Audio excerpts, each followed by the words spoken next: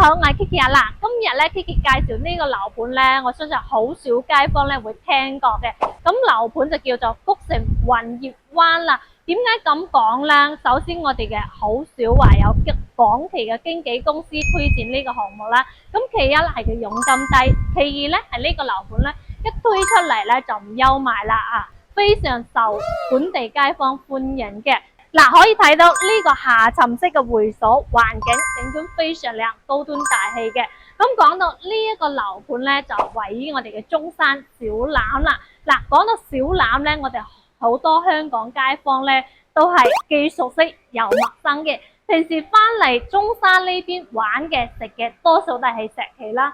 咁買樓咧都係買翻坦洲或者係三鄉呢一邊嘅。但係小欖呢一個地方咧喺中山咧係舉足輕重嘅，連續3年期嘅 GDP 咧都係喺第1名嘅。除咗呢個之外咧，亦都係全國咁多個鎮區500強裏面，經濟咧排喺第17名嘅。你諗下，成個中國有幾多個鎮區咧？而呢一個鎮區咧可以排喺第17名。就可想知道佢一個經濟實力啦。除咗呢一個之外咧，更係中山常住人口最密集嘅一個地方啦。常住人口接近100萬左右嘅。咁呢個地方咧，既有佢嘅經濟，更有佢嘅人流啦，仲有佢嘅歷史文化底蘊，有800多年嘅歷史文化，號稱福藝之鄉。每年嘅秋季咧都會舉辦菊花展嘅。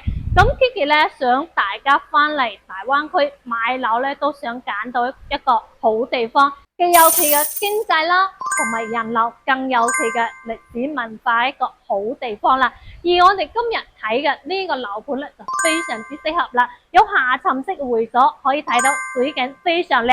咁我哋呢邊咧亦都有健身房嘅，我哋入去睇下。嗱，平時翻嚟呢邊食咗飯嘅話，可以落嚟呢邊健下身、跑下步、運動下嘅，係非常之舒服嘅。咁除咗呢個健身房之外咧，咁我哋呢邊咧亦都有我哋嘅瑜伽室嘅，包括恆溫泳池啦。而家可以睇到呢一幅圖咧，係展示咗我哋成個下沉式會所嘅情況啦。除咗呢一個會所之外咧，我哋每一棟嘅樓下咧，都有唔同嘅娛樂主題，我哋一齊上去睇下。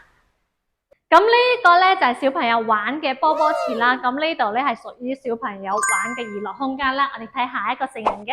咁呢度咧就係我哋麻雀房啦。翻嚟呢邊咧可以同鄰居摸翻兩鋪嘅。咁中意飲茶嘅，咁呢邊咧又有茶室招待喎。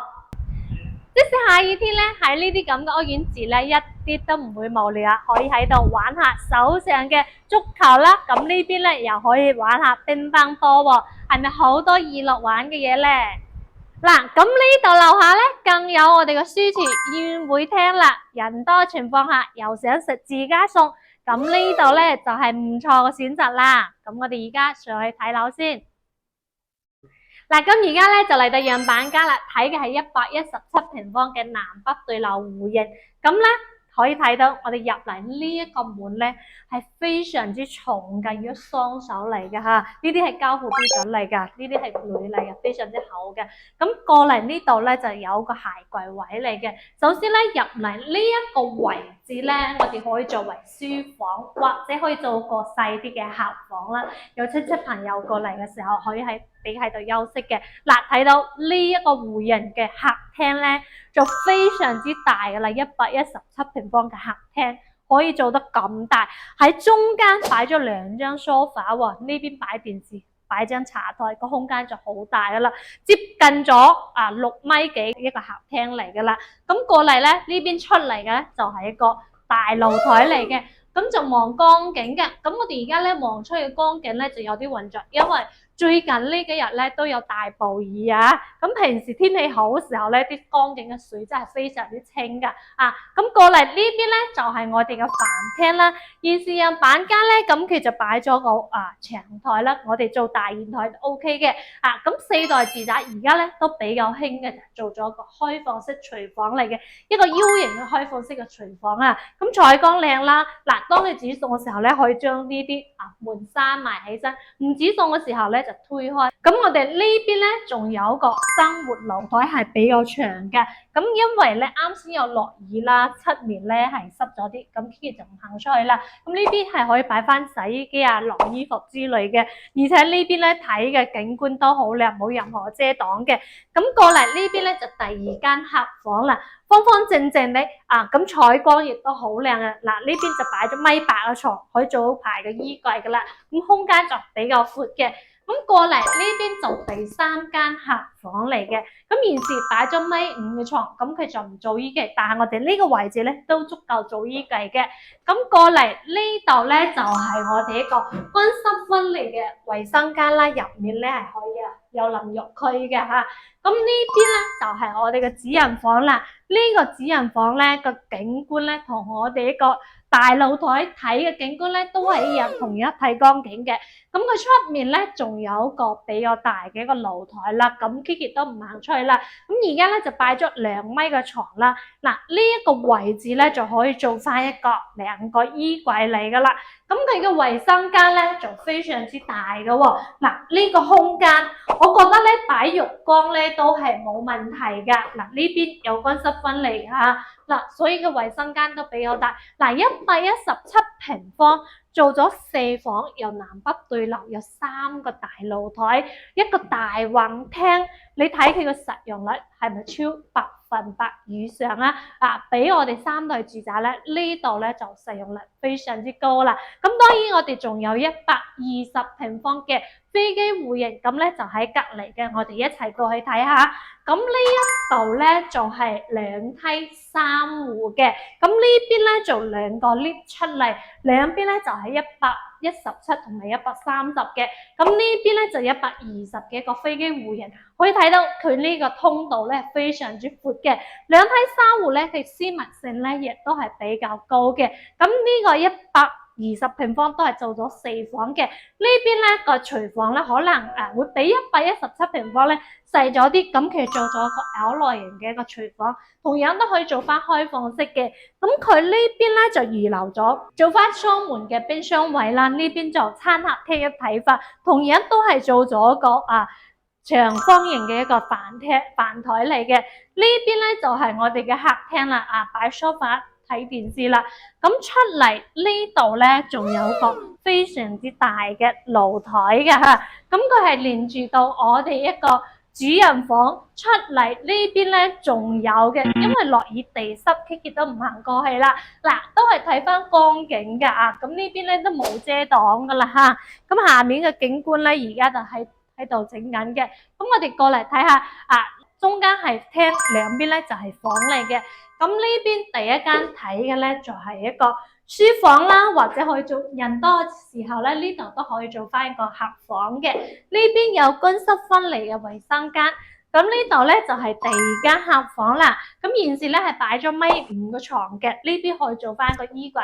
咁呢度咧係望江景嘅，咁個空間咧就好大啦。咁呢一個戶型咧，佢有2間房係可以睇到江景嘅。嗱，呢邊睇我哋嘅主人房。呢個主人房就比較大啦，現時擺咗2米嘅大床嘅，咁佢連住我哋嘅一個大露台嘅，咁佢咧呢邊仲有一個窗都可以睇到江景，喺呢邊做咗可以做翻2排嘅衣櫃啦，咁呢邊就係乾濕分離嘅衛生間，咁同樣咧呢度咧都可以做翻浴缸，因為呢度個空間咧就真係好大噶啦。咁過嚟呢邊就係第4間房嚟嘅啦，咁呢間房咧空間就大咗好多啦，同樣呢邊係可以睇到啲江景嘅，可以喺度做一排嘅衣櫃，呢邊做一排嘅衣櫃咁空間就好闊嘅啦。咁呢一個係120平方嘅一個飛機戶型房單位。咁呢兩個戶型咧，咁佢係大裝修交付嘅，單價咧就係15,500到17,000左右嘅。咁我哋有更大嘅戶型，163平方嘅，我哋一齊過去睇下。嗱，咁呢度咧係164平方嘅獨梯度戶，私密性咧就比較高。咁入嚟呢邊咧係子母門開門嘅。我哋首先入嚟呢度咧有一個好大嘅玄關位啦，呢邊可以做翻一排嘅鞋櫃，呢度仲可以擺翻一張凳喺度坐住換個鞋先，歸歸嘅感覺咧就非常之高端大氣啦。咁入嚟呢邊咧就有間長者套房嚟嘅，但呢一個位置咧，呢個面積咧係完完全全贈送嘅喎。嗱，呢邊有乾濕分離嘅衛生間，嗱呢個長者套房嘅空間都係比較闊，而且採光面係好靚。望翻我哋側面個光景嘅，擺翻2米嘅床，呢邊咧又可以做翻一排嘅衣櫃嘅，咁呢個空間就非常之闊噶啦。164平方咧，咁佢係有2個套間嘅，南北對流嘅。首先過嚟睇下呢一個客廳，接近咗6米開間嘅大客廳，我覺得咧喺呢度擺一張咁細嘅 sofa 喺度睇電視啊，個空間我覺得比較遠噶啦，擺個更大嘅 sofa 更加之高端大氣啊！咁當然以後咧係業主你嘅事啦。嗱，出嚟呢邊咧呢一個露台更加之大啦，喺屋企係可以實現到你養花、種花或者種菜都冇問題嘅。咁直望咧亦都係光景嚟嘅。咁呢邊咧就係一個開放式嘅廚房啦。嗱，咁現時咧係做咗個 U 型嘅廚房，你睇呢個冰箱門，呢個冰箱幾大，雙門嘅大冰箱，呢邊煮餸啦，呢邊洗菜，洗住嘅菜都可以睇到光景，睇人哋開船出嚟釣魚啊！嗱，呢邊咧更有我哋嘅吧台啦，可以做中西結合嘅廚房啦。過到嚟，我哋呢個客廳都比較大嘅，可以擺圓台、長台8到10人都 OK 嘅，甚至呢邊咧仲可以做翻嘅酒櫃啦。出嚟咧呢邊咧仲有一個咁大嘅生活露台，連生活露台都為你準備咗咁闊，擺洗衣機、晾衣服綽綽有餘，甚至呢邊仲可以種花添。嗱，中意養寵物，我覺得呢啲陽台嘅空間都夠晒佢玩噶啦。OK，咁我哋而家咧過嚟睇下其他嘅休息區先。嗱，咁呢邊咧第2間嘅客房，咁佢嘅空間都好闊嘅喎。呢種設計咧，小朋友最中意噶啦。嗱，呢個空間幾闊，直望出面嘅露台，擺翻1.8米嘅床啦。呢邊又可以做翻個電競房都 OK 嘅。咁過嚟有乾濕分離嘅衛生間，哇，幾闊，係咪啊？嗱，咁呢度咧可以講得話係成個主人房嘅，但我哋唔睇休息區先。咁過嚟呢邊咧係有個書房，咁當然你人多時候咧呢邊係可以做翻一間兒童房，綽綽有餘嘅。咁佢係270度嘅採光面嚟嘅吓，咁空間都 OK 嘅。